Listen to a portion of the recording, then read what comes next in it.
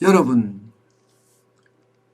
요즘 부동산 시장에 가장 핫한, 가장 뜨거운 이슈, 키워드는요, 공공주도개발입니다. 그런데 이 공공주도개발을 두고 전문가들은 이것은 부동산 사회주의다, 이렇게까지 힐난을 하고 있습니다. 왜냐고요? 주택 공급에 있어서 시장의 기능을 정부가 가져가겠다는 거니까 그래요. 여러분, 시장에는 기본적으로 수요와 공급이 있잖아요. 그러면 이 수요와 공급은 민간에서 자율적으로 일어나야 돼요. 민간에서 자율적으로. 건설회사들이 집을 지어서 소비자, 국민에게 파는 거, 이렇게 일어나는 게 시장경제입니다. 그런데 이 주택의 공급조차를, 공급을 전부 다, 심지어는 83만 가구라는 공급을 정부가 직접 하겠다고 이야기하니 이거야말로 부동산 사회주의가 아니고 뭐겠느냐, 이렇게 이야기하고 있습니다. 시장이라는 건 시장 논리에 맞게끔 두면 되거든요.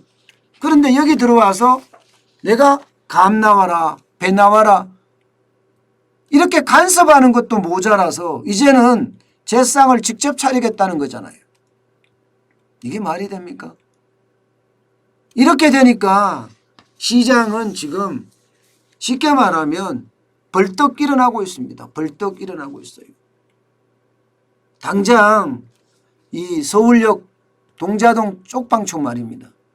여기 있는 주민들은요, 쉽게 말하면 안 된다 이거예요. 공공주도 개발 안 된다. 왜? 가난하고 힘없는 내 재산을 빼앗으려 하냐. 만약에 지으려고 하면 내부dum을 파서 그 위에다가 임대아파트를 지어라, 이렇게 강경하게 반발하고 있습니다. 강경하게 반발하고 있어요. 여기가 보면 여러분 구호들 보세요. 공공주택사업은 변창흠 너의 집부터, 뭐 이렇게까지 써놓을 정도로 반발이 굉장하죠.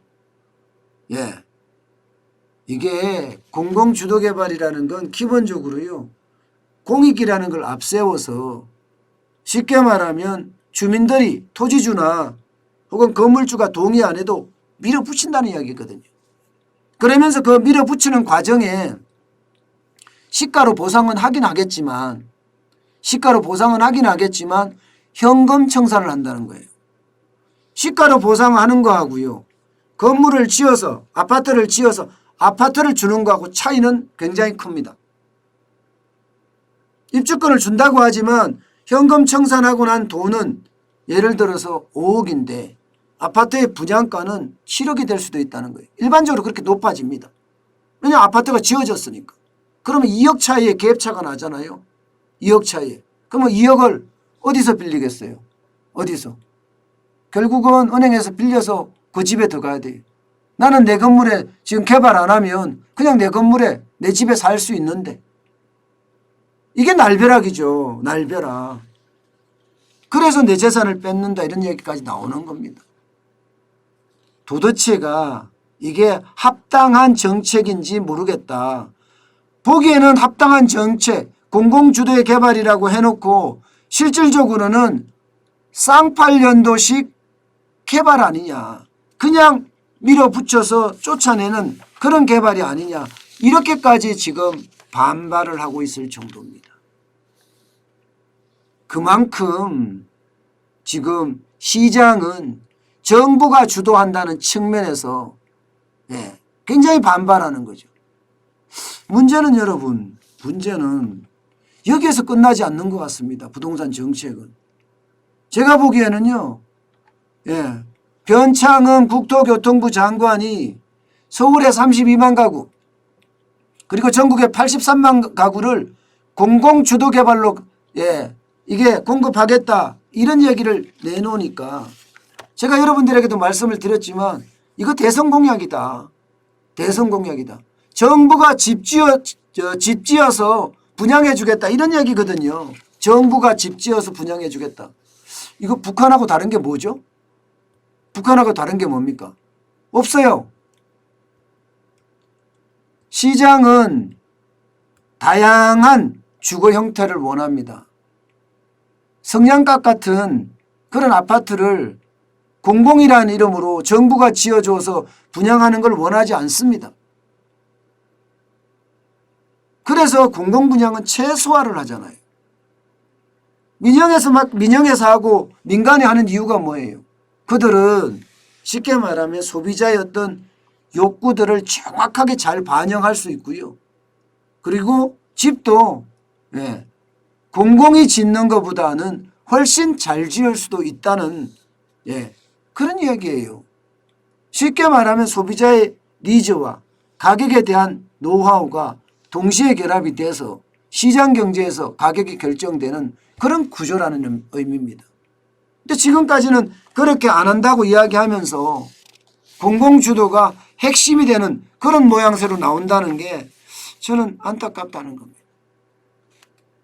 여러분, 공급을 해도 이렇게 공급을 해서는요, 제대로 되지 않습니다. 대한민국이 사회주의 경제도 아니고 분명히 자본주의 경제인데 자본주의 경제에 이렇게 정부가 강압적으로 밀어붙이는 정책 과연 통할까요? 저는 이 83만 원을 공급하겠다는 자체가 과연 통할까? 집값 잡기에 성공할 수 있을까? 지금까지는 저는 불가능하다고 봅니다. 지금까지는. 결국은 이념에 매몰돼서 또 부동산 정책이 나왔다. 결국 이 정책이 시장에 먹히기는 쉽지가 않다. 이런 얘기가 됩니다. 여러분, 주택이라는 것은요, 단순하게 주거의 개념만 있는 게 아니에요. 주거의 개념만 있는 게 아니에요. 여기는 우리가 대한민국 사람들이 가장 중요시 여기는 교육의 개념도 이 주거의 개념에 들어가 있습니다. 여기다가 고용에 대한 개념도 들어가 있습니다. 심지어는요, 노동에 대한 개념도 이 주택에 들어가 있어요.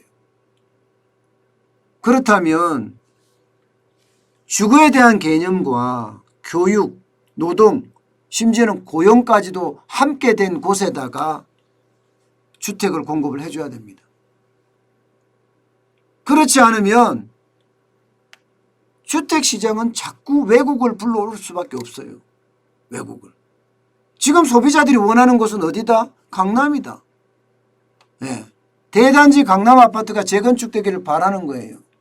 그런데 거기에는 콧방귀도 안 낍니다. 쉽게 말하면 나는 강남은 죽어도 허락을 못해. 뭐 이런 개념이 서 있는 거죠. 그러다 보니까 이념적 정책만 쏟아질 뿐이다. 그래서 공공주도 개발이 나오고 이 공공주도 개발이 결국은 사회주의 정책이다. 이런 말까지 나오게 되는 겁니다. 아마 대선 공약에도 이게 굉장히 크게 영향을 미칠 텐데요. 우리 객관적으로 진짜 잘 보고 판단해야 될 것 같습니다.